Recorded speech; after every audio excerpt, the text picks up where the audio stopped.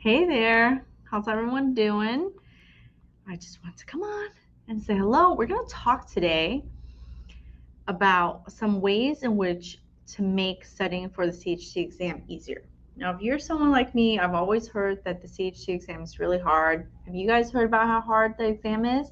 Or have other people told you how hard it is?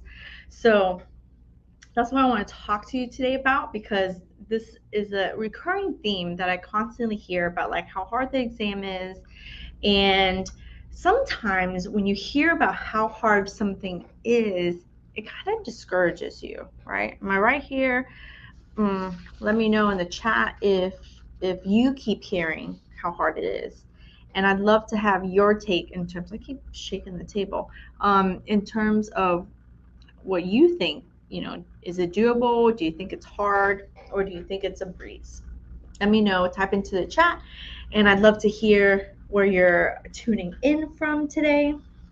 I'm here in my own clinic here in Miami, Florida. The weather has been on and off. It's just been rainy and then sunny, and then rainy is just, it's Miami weather. What can I tell you? We're getting ready to host our workshop today, but I've been talking on the phone with several different people all through the week in terms of what they need to do and creating a plan for them to prepare to study. So I wanted to share with you some 8 simple ways in which you can make studying for the CHT exam easier for you. Has anyone told you that? I'm not saying it's a breeze. I am not saying that you don't need to study. You absolutely need to study. But don't you think it's funny sometimes how times can change your perspective? One thing that I always say is good things happen, bad things happen, and only time will tell which one is which, right? Do you remember how hard school seemed to be, whether it was high school, whether it was going into college or trying to get through graduate school? All those things seemed really, really hard, especially getting through OT school. I remembered never seeming to ace any class, like never seeming to ace any classes. It never seemed really easy for me.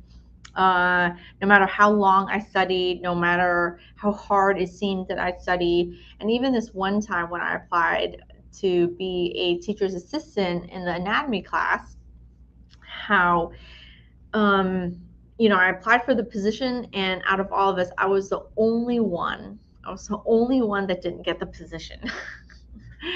And I think what made it worse than not getting it was how all my friends were like propping me up, as they should, right? They're my friends. They're like, you can do it, Juan. Like, if anyone can do it, you can do it.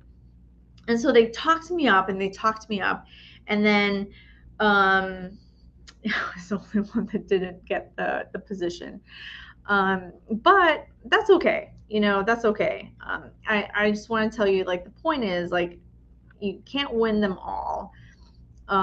You're never really gonna get you don't have to be the person who gets the perfect scores on the exam. You don't have to be the person that oh, everything comes really easy to you. I was talking to someone, and I certainly said this about myself years ago, that I was not a very good test taker. And truth be told, I wasn't a very good standardized test taker. But how I studied and how I approached things in my 20s is so much different than now, right? And so that's kind of what I want to share with you, a little bit of my experience and some of what I've been doing to help the therapists that come into my clinic, and help them pass, help them study, and the people who are coming into my program, helping them study and helping them pass, right? So there really isn't anything like the CHT exam. I mean, in the sense, like everything you've done before in terms of being a therapist, like passing your boards and all that stuff. Um, it isn't like exactly the same, but you can, knowing that, you can approach it a little bit differently, right? So let's work together to make it a little bit easier, right? How about that? Let's make it a little bit easier, because we don't have to keep making it so challenging. I want to encourage you all, if you have thought about becoming a certified hand therapist, I want to encourage you to do it, because I think that if you have any kind of feeling or inkling towards it, I think it's always going to be that thing in the back of your head that like you want to do it. So it's going to eat at you, and it's going to eat at you throughout your whole career until one day you decide to do it, right? And if you're feeling like, I've had conversations about burnout, I've had conversations about, being bored in your position, like, oh, maybe I should do something else. And but today I want to really focus on it. But so if you're one of those people who are just like, oh, I don't know, I want to be that voice to encourage you to just go for it.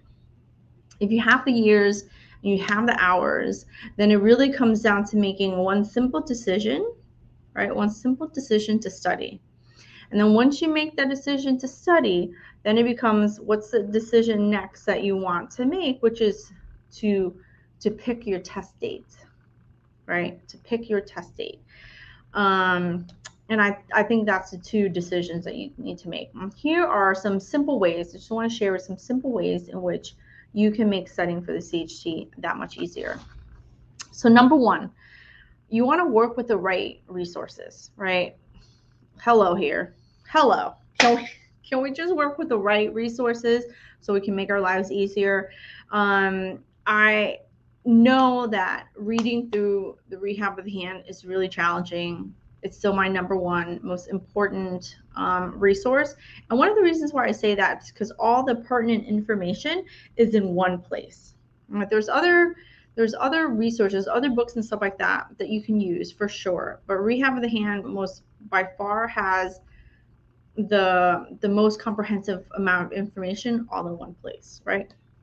And I have a list of reference resources in which you can use and stuff like that. But it really just comes down to like picking the right resource. If you're using old OT, I've had several people tell me they're using old OT books from school, and that just isn't going to cut it. It really isn't going to cut it. We're not passing the OT boards. We're passing to become specialized. And so you need the resources that will help you do just that. Our hand exam prep program can be the right resource for some people. There's going to be some people who it does amazingly well for. So if you're someone who needs to read and wants to read, this program, but you're having difficult reading because it's like thick material, the program has a lot that helps you cut down that time, cut down that reading, and it's going to give you that structure and organization, right? So working with the right resource is going to make studying for the CHT exam that much easier for you. Now, number two, a simple way that you can make your life easier is to limit the research or the search that you're doing online, right? And I say that even though I'm online, Hand Therapy Secrets is online. You can search us up on YouTube. You can start putting video, like you can start saying how to do X, Y, and Z, and Hand Therapy Secrets will pop up for you. One of the reasons why I say that you want to limit your search is because searching can lead down lots and lots of different paths. So let's say you start researching on one thing, and that's going to lead you down these other paths that might not have anything to do with what you need to know as a certified hand therapist. Now you're down this path of like surgery, in-depth anatomy that you don't even need to know. Now you're like, shit, I gotta know all this. I gotta memorize all this. And so it can lead you astray. So how you can simplify it is, just limiting your search and always keeping in mind, what do I need to know as a certified hand therapist so that it can make your life easier? Because let's face it, you can lose hours upon hours upon hours of just trying to research and doing stuff on your own. If you had one resource where it could like really bring all the information together for you, wouldn't that cut down on your time? Wouldn't it give you such clarity of what you need to know, so that you're not second guessing, you're not wasting time looking for more stuff, right? So limit the amount of search, because right now we're living in an information age where we have so much information that sometimes we don't know what to do with that amount of information. right? My third way of keeping it nice and easy for you is actually just to keep your area clean. I say that as my area is a hot mess right now, but when I'm studying and when I'm preparing for class and stuff like that, I really do. Like, I put all my stuff away, I get myself really organized, and it just helps to, when you declutter your space, you declutter your mind. When you declutter your space, you declutter your mind. So you can create a sense of a space for all the information that you need to know. I kind of think about it like a really great chef keeps his or her area clean, right? Instead of having like all the scraps all over the place, just being able to keep organized, it helps with the speed in which you're working, and it helps in the efficiency in which you're working. So keep your area clean. Number 4, so it's work with the right resources, limit your search online, keep your area clean, and then 4 is get organized. And the way I think about organizing is think about how you want to organize your notes, your flashcards, your calendar, all of that. So I'm a person who organizes with one subject notebooks. When I was studying for the CHT exam, I made a bunch of note cards. What can happen with the note cards is that you can start to have way too much of them, and you can have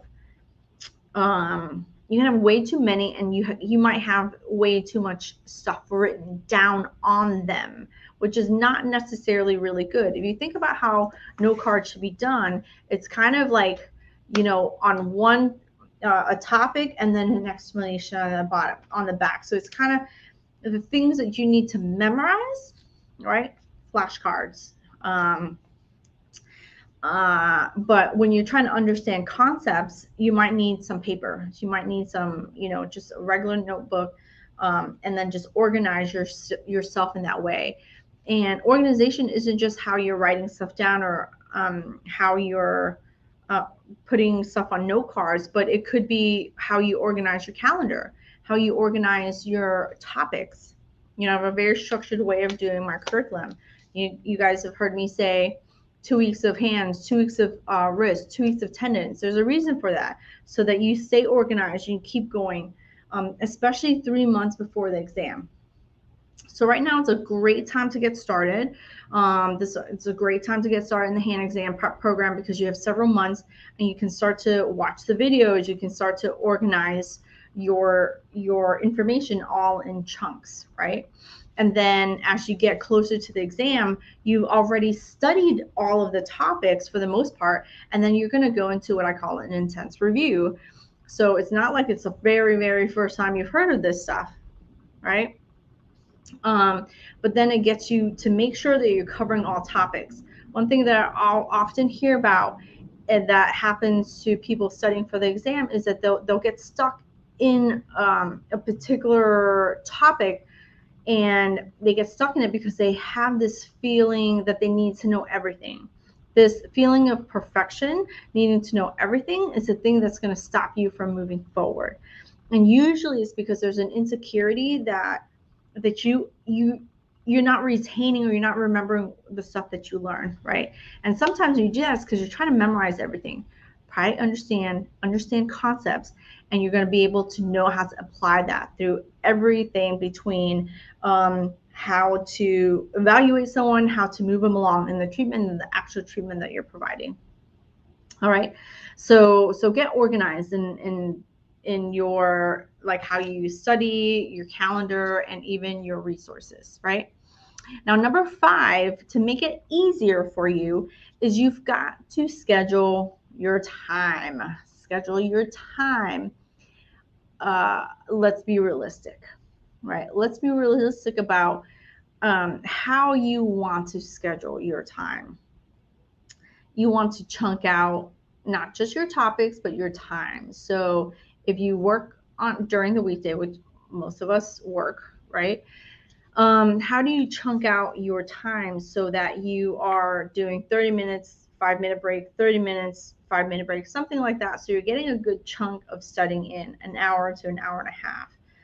And then however many days you need to. Not everyone needs to study every day. Not everyone works every day. Some people, or some of my students, they have 4-day shifts, and then their Fridays are off, right? Or their Tuesdays are off, who knows? But you can schedule yourself out, and especially on the weekends, schedule that out. Wake up early, get your studying done, break it up so that you can study a little, study a good chunk of time, then maybe take a break to do something and then study a little bit more. You can break it up however you want. I remember when I was studying, I would study the whole weekend. And it wasn't like I was studying 8 to 10 hours. I would just, study for like 2 or 3 hours, go do something else, and then come back and study for like another hour or two, right? But I was studying every day, and especially right before the exam, I was definitely studying a lot more, right? So how do you make that exam easy? Part of it is just you got to study. Part of it is you just got to schedule your time. Whatever is on your calendar is something that you will do, right? If it's written down, it's on your calendars, you're more likely to do it than if you're like, oh yeah, maybe I'll do it, maybe I won't do it. So definitely put that on your calendar. Number 6, one of the ways to make it really easy for you is to create a realistic schedule or plan. And that's what I do. If you're interested in joining the program, go ahead and apply. I believe if you're on Instagram, the link is in the bio, and if you're on YouTube and Facebook, it's going to be the link under this video. But one of the things that I do is, if you apply to come into the program, one of the things that I do is I will help you create a realistic plan and schedule.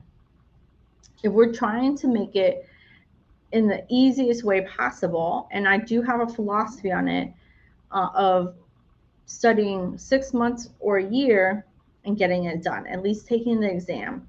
The longer you drag it out, the harder it becomes.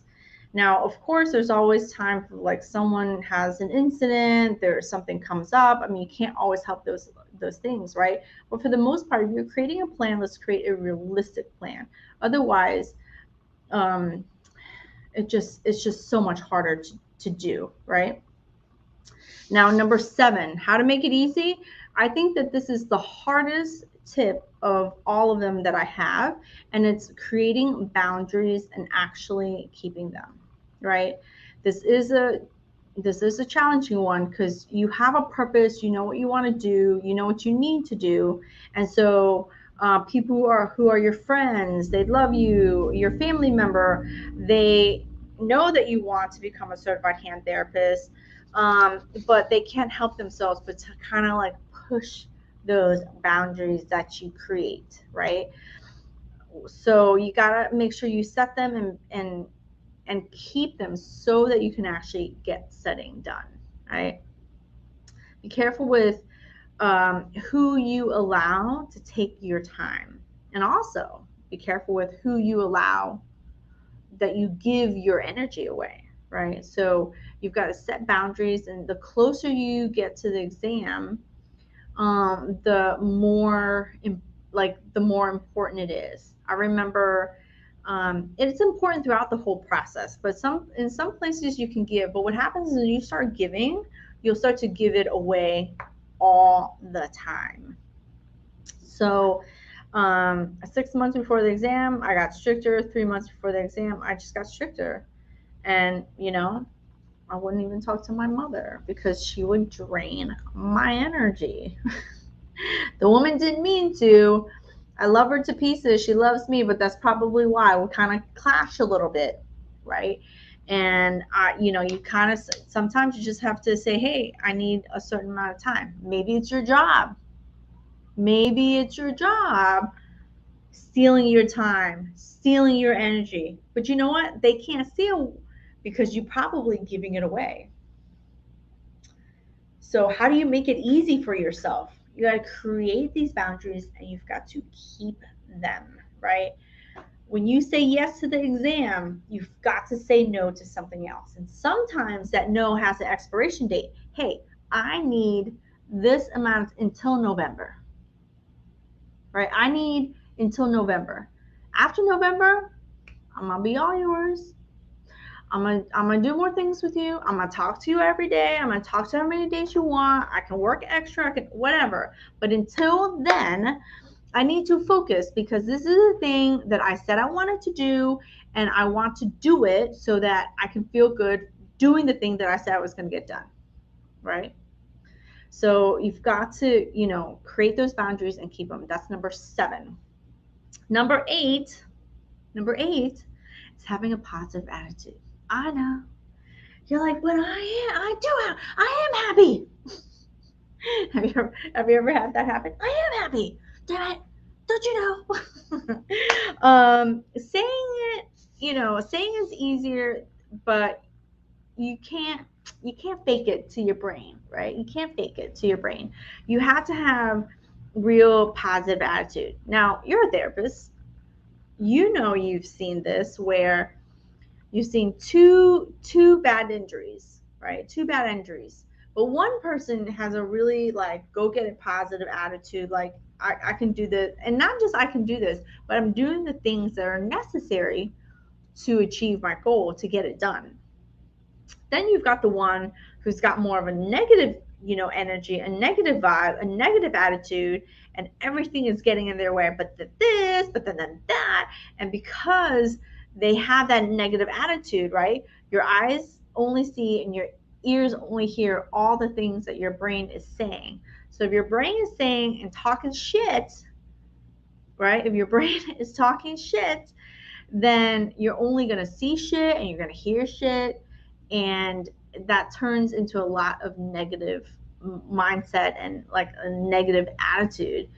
And so it deters you from doing the things you need to do, which is one, to prepare, but prepare in a way that allows you to connect the dots so you can understand, so you can pick the best answers on the exam. Comes down to making decisions, making key decisions, right? And then you've got that positive. So think about your patients. You got one patient that's positive and they're like, yeah, I'm going to do everything. I am doing everything. And because I am doing everything, because I am doing those steps, and because I am doing the program as I'm supposed to do, and because I am showing up, as I'm supposed to, I'm seeing and feeling results. And because I'm seeing and feeling results, that helps me have a better positive attitude, right? Helps me have a better positive attitude. But on the flip side is when you have somebody who is, they're, because they keep thinking it's hard, and because they keep thinking it's negative and I can't get it done, and this person's against me or that thing is against me, then it deters them and they're not doing the thing. So because they're not doing the thing, it's like that perpetual cycle, right? I'm not doing the thing, so I'm not feeling the results and I'm not seeing the results. It's like your patients. It's like our patients. So that's why I say one of the most important things to simplify your life when it comes to studying is to keeping that positive attitude. How do you keep that positive attitude? You put one foot in front of another, right? One foot in front of another. You keep studying one thing after another. And because you keep doing it, you're going to feel and you're going to see the results. That one time I ate that one salad, it's not enough to be healthy, lose weight, all that good stuff, right? So the one time you cracked open that book to try to study, it's not enough. How do we make it easy? We make it easy by doing the work that we need to do to prepare for the exam. And that's how we can make it that much easier for us, right? So number 1, use the right resources. Number 2, limit your search online. Number 3, keep your space clean, right? Number 4, get organized in so many ways, in the studying, in your calendar. Number 5, schedule that time in. You gotta schedule it in, write it in, put it on your calendar. Number 6, create a realistic plan so that you can stick with it. It's doable, it's fun, so you can stick with it, right?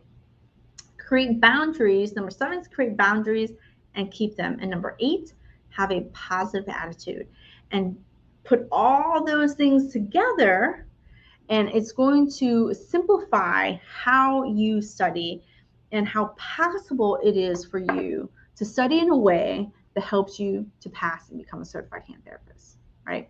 If you have any questions in terms of what the hand exam prep program can do or what I can do to help you in terms of studying, please let me know. Just send me a message on Instagram. You can send me a message on Facebook and YouTube. You can certainly send me a message. You can find me at handtherapysecrets.com. We have a page where you can apply to enroll into the hand exam prep program, so we can help keep you structured, we can keep you accountable, and we can keep you focused so that you are studying and doing things that are going to help you pass, right? What do we need to do? What do we need to study? What do we need to know as a certified hand therapist? Everything else does not matter right now when you're studying for the CHT. That's it. You gotta stay focused. You gotta stay focused. What do you need to do? What do you need to think about? So what do you need to know as a certified hand therapist so that you can answer those questions correctly, so that you can get a 75, so that you can pass and become a certified hand therapist? After that, and do whatever the hell you want. You want to study more anatomy? You want to know all these like things that you know the doctors know doing surgery? You can do that afterwards. Then it becomes so much more about skills, right? But when you're studying to pass, you got to focus. It's got to be laser focus. What's going to be on the exam? How am I going to think through those questions so that I can make a decision? So I make a decision, and I want to pick the right answer, and I need to pick enough of the right answers to pass, because we don't need to be perfect, right? Perfect is about procrastination. We don't need that. We need to do it now. Today is the day to get started, right? Not one person I've ever spoken to said, oh no, I could have studied less. Not one person said, oh, I could have started studying later. Every person said I could have started earlier. Every person could have said, I did what, I needed to do yesterday when it comes to studying for the exam. All right. So don't delay. Do it today. Oh, I just rhymed. Usually not very good at rhyming. So anyway, enjoy your time. And I thank you for coming and watching and listening. And if you have any questions and if I can help you to be bold and be brave and to just, prepare to become a certified hand therapist, I'm happy to do so. All right, guys, let me know if you have any questions. I will talk to you soon. Bye.